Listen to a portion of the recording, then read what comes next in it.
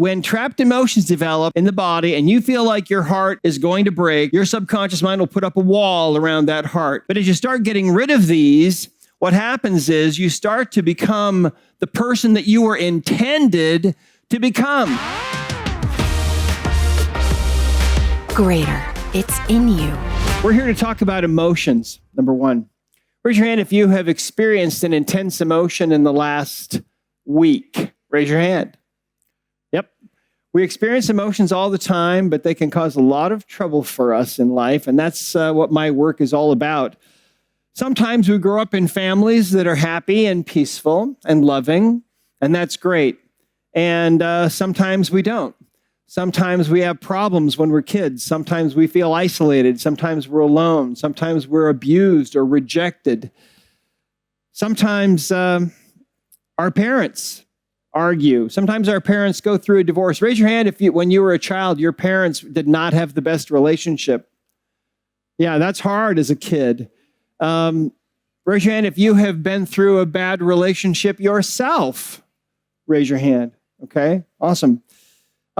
Yep, sometimes we deal with abuse as kids. Raise your hand if you have lost someone. Maybe someone has died that you loved. Raise your hand if you've been through that. And that's, of course, worse since COVID happened. Raise your hand if you have had a bad boss that was awful and toxic. Wow, look at... Wow, that's a lot of people. So, you know, we know what it feels like to feel emotions, but what are emotions really? Well, let's talk for a moment about energy. If you look at your hand for a moment, you've seen that hand before, but if you were to put that hand under a big microscope, and if you were to start magnifying your hand, at about 40 times magnification, your hand might look like this. Those are the cells that make up your hand. And if you were to continue zooming in with that microscope, your hand might look like this. At about 850,000 times magnification, your hand might look like a strand of DNA. And that doesn't really look anything like your hand, but of course it is. And if you were to continue magnifying your hand at about 1,000,000 times magnification or more, you might end up looking at something like this. And this is, of course, an atom.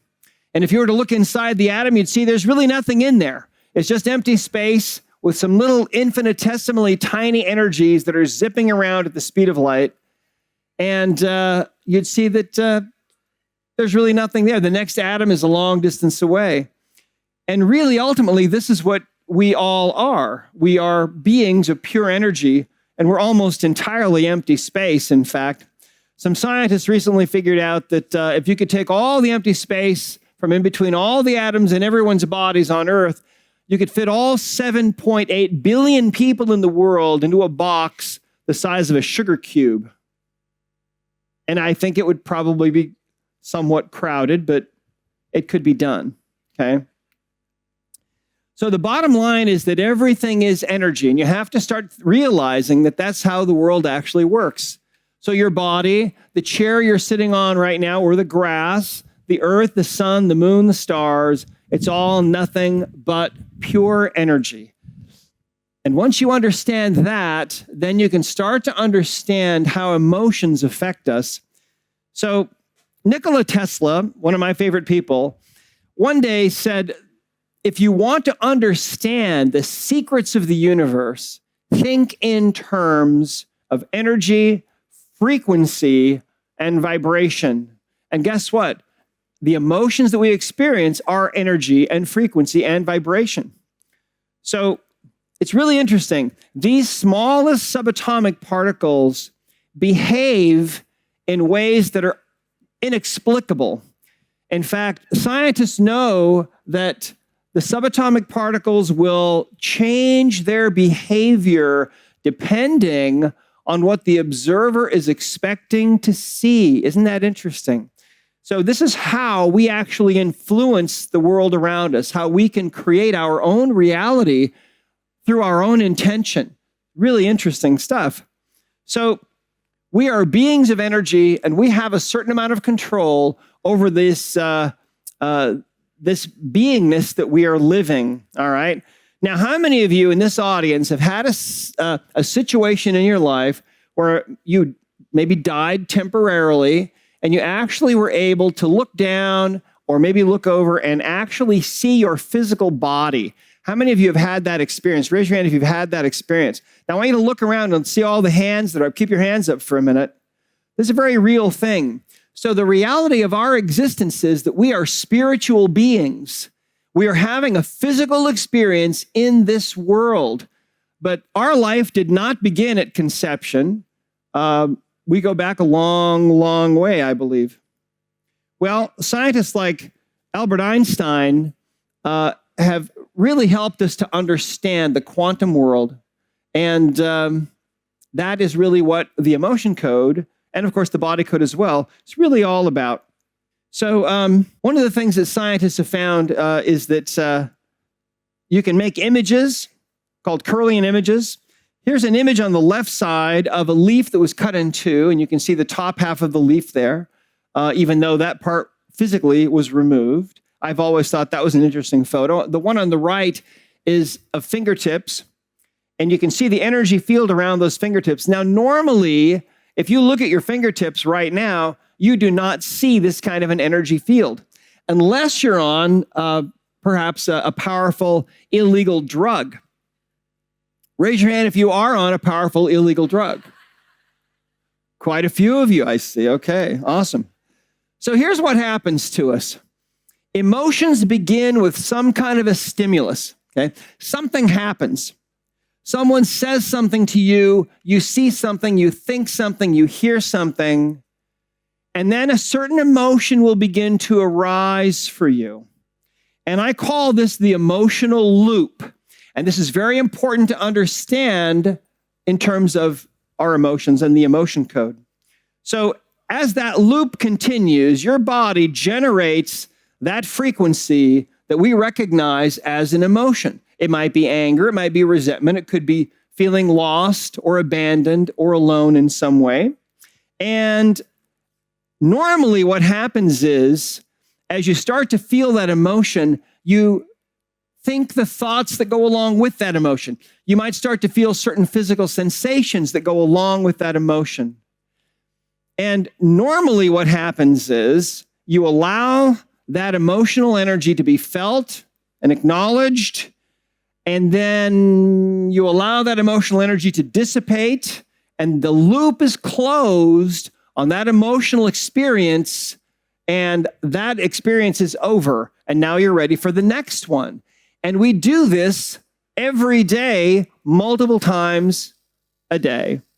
However, sometimes we do things that interfere with that process. Raise your hand if you have ever felt an emotion coming up that you did not want to deal with, and so you stuffed that emotion. Raise your hand. Yeah, all hands go up. We've all done that, right? That's one way that you can stop that process. Now, another way that you can stop that process is by becoming really upset. Raise your hand if you have ever gotten really upset about something happening. Sure, we all do this, right? We're not to that level yet, like the guru who said, in my world, nothing ever goes wrong. We want to get there, don't we? But we're not there yet. So if you allow that emotional energy to become really enhanced and really powerful, that can also stop the emotional loop from completing. And so now what happens is you have this open loop from that emotional experience, and the energy that was being created by your body, the energy of that emotion now is suspended in your body. And we call this a trapped emotion. And if you could see these, they would probably look about like this. A trapped emotion is literally an energy, a pure emotional energy. And these typically are from about the size of an orange to about the size of a cantaloupe or a melon. And these can lodge anywhere in the body. Now, I practiced, it's been 35 years ago that I graduated as a doctor of chiropractic. I had people coming to me with physical pain all the time. And as time went on, I gradually learned that 90% of the physical pain that my patients were experiencing was due to energies like this. And these can be from any time in your life. These can be from the time that you're in the womb and your mother is having an argument with your father. They can be from childhood. They can be from all different kinds of things. Well, before I became a doctor, I was a computer programmer.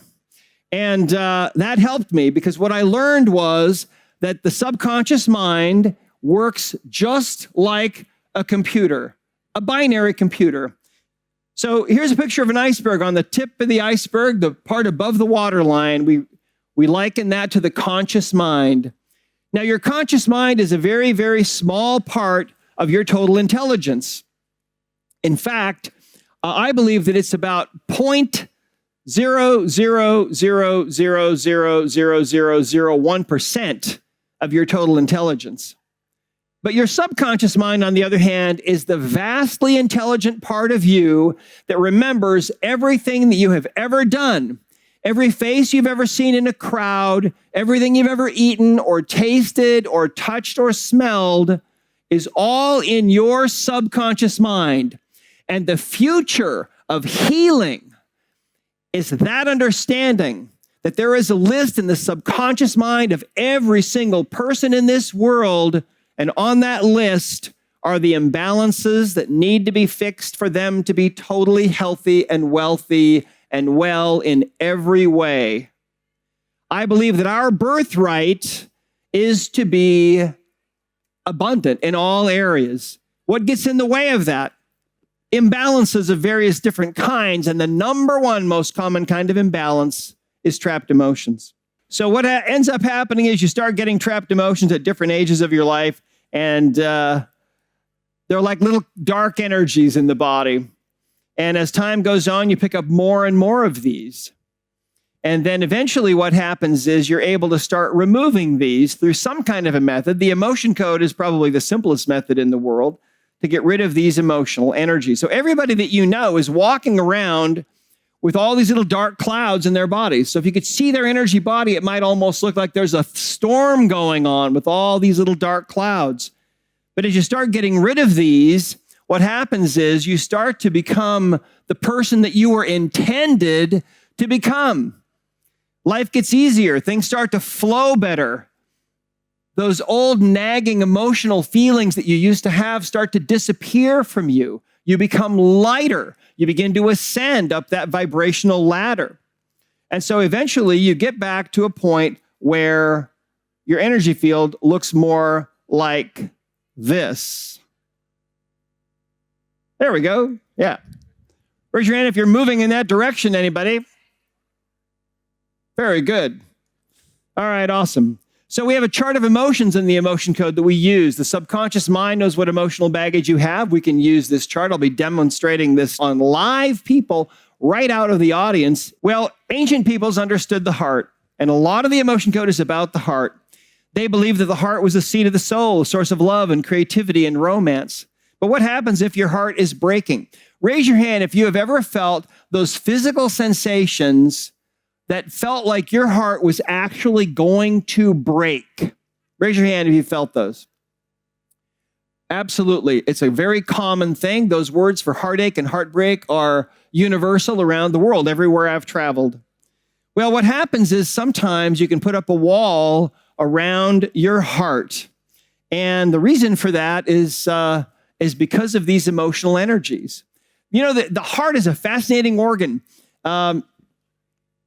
They have found that when people have a heart transplant, oftentimes they will inherit somehow the affinities of the donor. For example, this lady from the UK found that after her heart transplant, she got the heart of a young man who was killed on a motorcycle. She loved drinking beer and eating green peppers. She eventually connected with the family of the heart donor and found out that sure enough, he loved beer and green peppers. She also had memories of being in places that she never in her life had ever visited. And guess what? Those were places that he loved. And so there's more going on with the heart than we had ever realized. But we're finding now that the ancients were exactly right, that the heart is the seat of the soul, source of love and creativity and everything else. So most of us have, well, we all have emotional baggage, all right? And So every trapped emotion that we have is kind of like a double-edged sword, all right? They can cause us to make the wrong assumptions. They can cause us to short-circuit what might otherwise have been a perfectly good relationship. Raise your hand if you think you might have done that in your life. Trapped emotions can also radiate out their own frequencies into the world, and they can draw people into our lives that we might really not be best matched to. Raise your hand if you think your emotional baggage might have pulled you into a relationship that you realized later was a mistake. Oh, wow. A lot of people. This is a German thing, apparently. Okay. Cool. Now, guess what? We can also inherit emotional baggage at the moment of conception. We all receive emotional energy from mom or dad or both. And sometimes those energies might have actually stuck or become trapped in the life and the body of an ancestor that might have lived hundreds of years ago. And so your trouble right now creating money or abundance for yourself, or your trouble right now finding love, may be due to your great-great-great-grandmother being jilted at the altar. Or maybe your great-grandfather was thrown into the poorhouse, and that might be why you have trouble with money today. And so the emotion code makes it easy to find things like this. Now, raise your hand if you believe that animals have emotions. They absolutely do, right? And the beautiful thing about the emotion code is that it works with animals just as well as it works with people. So it's easy to find trapped emotions. You just need a couple of things. You need a chart of emotions, a way to ask questions, and a way to get answers. So the subconscious mind is kind of like a computer. It can't lie. Anyway, we've got a heart, brain, okay? And when trapped emotions develop in the body and you feel like your heart is going to break, your subconscious mind will put up a wall around that heart. And when that wall is taken down, it is not uncommon at all for people to fall in love who never thought they would. It's not unusual at all for people to have creative ideas that start to flow spontaneously because guess what? The best ideas that you will ever have are not going to come from this brain. They're going to come from this brain, the brain that is in your heart. There is a perfect blueprint in the heart of every single person in the whole world about what their life can be and what their best destiny and their best path is. But if you've built up a wall around that heart where you've got layers of emotional energy like anger and sadness and grief and depression surrounding that heart, it makes it much more difficult for you to really manifest into this world who you really are truly meant to be, who you truly are. This work has really come from above. It came about during years and years when I was in practice just trying to help my patients. And I had this habit of asking for help from up above before I would work on somebody because God had gotten me into this whole thing. And I figured maybe God will help me. And so I found that by asking questions and asking for help, sometimes information would just flood in like an avalanche to me. It was an amazing thing. And so that's really where the emotion code has come from. And it's time for you to learn it because you probably have a heart wall, unless you've had it removed. 93% of people have put up a wall around their heart.